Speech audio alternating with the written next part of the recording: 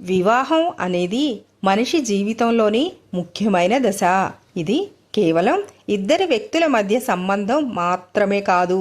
ఇది రెండు కుటుంబాల మధ్య బంధం, రెండు జీవన ప్రయాణాల మధ్య దైవీయమైన సంబంధం. కొన్ని సందర్భాల్లో ఎంతో మంచి స్వభావం, విద్య, రూపం ఉన్నా కూడా వివాహం అనేది ఆలస్యం అవుతూ ఉంటుంది. అందుకు కారణాలు వ్యక్తిగత కర్మ, గ్రహస్థితులు, పూర్వజన్మ సంస్కారాలు కావచ్చు. కానీ భగవంతుడు కరుణామయుడు. భక్తితో, నిశ్చయంతో, శ్రద్ధతో చేసే ప్రయత్నాలు ఎప్పటికీ వృధా కావు. ఇది ఒక ఆధ్యాత్మిక ప్రయాణం. ఇందులో దైవానుగ్రహం, ఉపాయం, మన శ్రద్ధ అన్నీ కలిసి శుభ ఫలితాలనే ఇస్తాయి. అందువలన వివాహం త్వరగా జరగాలంటే పాటించవలసిన 12 శక్తివంతమైన మార్గాలు ఇక్కడ నేను చెప్పాను. ఇవి పురాణాలు, శాస్త్రాలు, ఆచార సాంప్రదాయాలు చెప్పినవే. మనం వీటిని పాటించడం ఒక దైవ సన్నిధికి చేసిన సజీవ ఆహ్వానం లాంటిది. వివాహం త్వరగా జరగాలంటే 12 శక్తివంతమైన మార్గాలు. దానిలో మొదటిది ఉమామహేశ్వర పూజ. ప్రతి సోమవారం శివలింగాన్ని పాలు, నెయ్యి, తేనెతో అభిషేకించాలి. ఓం నమః శివాయ జపాన్ని చేయాలి. పార్వతీ పరమేశ్వర్ల ఉమామహేశ్వర పూజ చేస్తే శీఘ్రంగా వివాహ యోగం ఏర్పడుతుంది. రెండోది కాత్యాయిని వ్రతం, కన్యల కోసం. మార్గశిర మాసంలో శుక్లపక్షంలో మొదలుపెట్టి 21 రోజుల పాటు అమ్మవారిని పూజించాలి. మంత్రం ఏమి జపించాలి అంటే కాత్యాయిని మహామాయే మహాయోగిన్యధీశ్వరి నందగోపసుతం దేవి పతిమ్మే కురుతే నమః. ఇది శ్రీకృష్ణుడిని స్వామిగా పొందేందుకు రుక్మిణీదేవి చేసిన వ్రతం. మూడవది శుక్రగ్రహ శాంతి లేదా శుక్ర బలహీనతకు నివారణ. జాతకంలో శుక్రుడు బలహీనంగా ఉంటే వివాహం ఆలస్యం అవుతూ ఉంటుంది. శుక్రగ్రహానికి సంబంధించిన శాంతి పూజలు చేయించాలి. ఓం శుక్రాయ నమః మంత్రాన్ని రోజు 108 సార్లు జపించాలి. నాలుగోది తులసీదేవి పూజ. తులసి మొక్కకు ప్రతిరోజు నీళ్లు పోసి దీపం వెలిగించి పూజ చేయాలి. తులసి కాళభైరవ పూజతో కలిపితే మంచి ఫలితాలు వస్తాయి. ఐదవది శ్రీ వెంకటేశ్వర స్వామి కళ్యాణ వ్రతం. తిరుమల శ్రీవారి కళ్యాణోత్సవంకి హాజరైతే లేదా ఇంట్లో కళ్యాణ వ్రతం చేస్తే శుభయోగం ఏర్పడుతుంది. ఆరోది సుబ్రహ్మణ్య స్వామి పూజ. ఇదే మురుగన్ లేదా కార్తికేయ స్వామి పూజ. ప్రతి మంగళవారం లేదా శుక్రవారం సుబ్రహ్మణ్య స్వామికి పాలు, తేనెతో అభిషేకం చేయాలి. ప్రతి మంగళవారం, శుక్రవారం ఇలా చేస్తే చాలా మంచి ఫలితాలు వస్తాయి. జపించవలసిన మంత్రం ఓం శరవణ భవాయ నమః. ఏడవది శివపార్వతి కళ్యాణ దర్శనము. శ్రీశైలం, కాశీ, అరుణాచలేశ్వర ఆలయాల్లో శివపార్వతి కళ్యాణోత్సవం ప్రత్యక్షంగా చూడాలి. లేదా ఇంట్లో పార్వతీ కళ్యాణం చేసే విధంగా పూజ చేయాలి. ఎనిమిదవది స్వయంవర పరివర్తిని దుర్గా స్తోత్రం. ఈ స్తోత్రం చాలా శక్తివంతమైనది. ప్రతిరోజు చదవాలి. పటామహేశాన మహాదయాలో మమావ బోధించవరం వినోదే పతింవరం స్వయవరే నిరూప్యం పయోనిధో స్థాపయ మాం పరాత్పరే. ఇది దుర్గాదేవి కృపను కోరే ప్రార్థనగా భావించబడుతుంది. తొమ్మిదవది నవగ్రహ పూజ. జాతకంలో రాహు, శని దోషాల వల్ల కూడా వివాహం ఆలస్యం అవుతూ ఉంటుంది. నవగ్రహ శాంతి పూజ లేదా రాహుకేత శాంతి హోమం చేయించాలి. పదవది పితృదోష పరిహారం.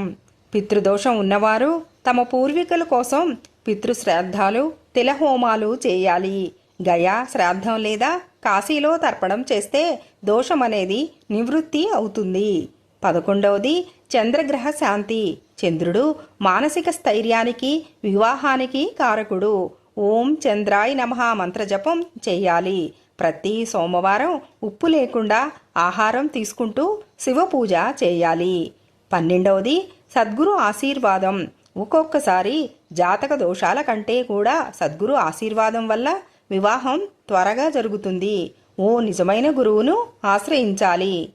సాధారణంగా పాటించవలసిన ఆచారాలు ఏమిటి అంటే ఉదయాన్నే లేవడం, స్నానం చేసి పూజ చేసుకోవటం వల్ల శుభశక్తులు చేరుతాయి. రోజు దీపం వెలిగించడం వల్ల కూడా ఇంట్లో శుభదాయక వాతావరణం ఏర్పడుతుంది. గురువారం, శుక్రవారం వ్రతాలు, శుక్రగ్రహం శక్తివంతము అవుతుంది. సద్గురు సేవ లేదా ఆశ్రమ సేవ చేయడం వల్ల కర్మబంధాలు తక్కువ అవుతాయి. భక్తితో పాటుగా ధైర్యం, విశ్వాసం, నిశ్చయమే ముఖ్యం. శరీరంతో మాత్రమే కాదు, మనసుతో కూడా భక్తితో, నమ్మకంతో ఆచరణ చేస్తే మాతాదేవతలు కృప చేస్తారు. ఆలస్యం జరిగినా అశుభదాయకం కాకుండా శుభకాలంలో అద్భుతంగా జరిగేలా చేస్తారు. ఇద్దరిని మిళితం చేసే ఈ పవిత్ర బంధం త్వరగా కలగాలనే తపనతో పాటించిన ఈ ఆధ్యాత్మిక మార్గాలు మాత్రమే కాదు, అవి మన మనసుకు ధైర్యాన్ని ఇస్తాయి, విశ్వాసాన్ని పెంపొందిస్తాయి, దైవానుగ్రహాన్ని చేకూర్చే దారులు అవుతాయి. మనశ్శాంతితో కూడిన భక్తి, నిజమైన సంకల్పం మరియు దైవాన్ని అనుసరించే నమ్మకం ఉన్నప్పుడు ఆలస్యంగా జరిగే ప్రతి వివాహం కూడా దేవుడి కృపతో సమయానికి జరుగుతుంది. ఇందులో చెప్పిన మార్గాలు కొన్ని పౌరాణిక దృష్టితో, కొన్ని జ్యోతిష్యపరంగా, మరికొన్ని మనోశక్తిని బలపరిచే విధంగా ఉంటాయి. ఈ మార్గాల్లో ఏదైనా ఒక్కదాన్ని నమ్మకంగా నిరంతరం పాటిస్తే అమ్మవారు, స్వామివారు తప్పకుండా ఆశీర్వదిస్తారు.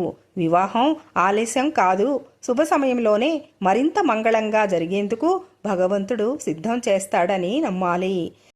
సదా సౌభాగ్యవంతమైన జీవితానికి భగవంతుడి కృపతో మంచి ముహూర్తం త్వరగా సిద్ధం కావాలని మనస్ఫూర్తిగా ఆకాంక్షిస్తున్నాను. ఇకపోతే పగలు పెట్టే ముహూర్తం మంచిదా, రాత్రి ముహూర్తం మంచిదా అంటే ప్రామాణికంగా చెప్పాలి అంటే పగలు ముహూర్తమే చాలా శ్రేష్టం. దినముహూర్తం అంటే సూర్యోదయానికి దగ్గరగా ఉండే ముహూర్తాలు. ఇవి ఎక్కువగా ఉదయం 6 గంటల నుంచి మధ్యాహ్నం 12 గంటల మధ్య జరుగుతాయి. రాత్రి ముహూర్తం అనేది కొన్ని ప్రత్యేక సందర్భాల్లో అంటే లగ్నస్థితి, జాతక సమతుల్యత, నక్షత్ర గుణాలు తదితరంగా ఆలోచించి సాయంత్రం లేదా రాత్రి కూడా ముహూర్తంగా నిర్ణయించబడుతుంది. ధర్మశాస్త్రాలు ఏమంటున్నాయి అంటే దినే కర్తవ్యం శుభకార్యం అంటే శుభకార్యాలు పగలే చేయడం ఉత్తమం. ఎందుకు అంటే సూర్యోదయం తర్వాత శుభశక్తులు చురుకుగా ఉంటాయి. ఆధ్యాత్మికంగా పగల ముహూర్తం శుభఫలదాయకం. దేవతారాధన సమయంలో దేవతలు ప్రసన్నంగా ఉంటారు. ఉదయాన్నే హోమాలు, వ్రతాలు చేయడం శుభం. గ్రహస్థితి సులభంగా అంచనా వేయవచ్చు, లగ్నం లెక్కించడం సులభం. రాత్రివేళ తమోగుణం అధికంగా ఉంటుంది. ఇది శుభకార్యాలకు తగ్గది కాదు. కానీ రాత్రి ముహూర్తం అవసరమైతే ఏం చెయ్యాలి అంటే శాస్త్రపూర్వకంగా కొన్ని రాత్రి ముహూర్తాలు కూడా శుభంగా పరిగణించబడతాయి. గోధూళి ముహూర్తం సాయంత్రం 5:30 నుంచి 7 గంటల మధ్య. ప్రదోషకాలం శివార్చనకు శుభకరం. చంద్రలగ్నం, శుభతారాబలం ఉంటే రాత్రి ముహూర్తాలు సైతం కలుపుకోవచ్చు. కానీ ఇవన్నీ జాతక చక్రం మరియు లగ్నం ఆధారంగా నిర్ణయించాలి. సాధారణంగా పగల ముహూర్తం తీసుకోవడమే ఉత్తమం. రాత్రి ముహూర్తం నిర్ణయించాలంటే లగ్నం బలంగా ఉండాలి. వధువు వల్ల జాతకాలు పరిశీలించి అనుమతి ఇవ్వాలి. జ్యోతిష్య గణనలు చూసి నిర్ణయించాలి. మొత్తంగా చెప్పాలి అంటే శుభకార్యాలన్నీ సూర్యోదయం అనంతరం పగలు జరిగితే అధికంగా శుభ ఫలితాలను ఇస్తాయి. అది సాధ్యం కాకపోతే నిజమైన జ్యోతిష్య పండితుల ద్వారా సాయంత్రం లేదా రాత్రి ముహూర్తాన్ని నిర్ణయించాలి. అలా అయితే అది కూడా శుభంగా మారుతుంది. సర్వే జన సుఖినో భవంతు.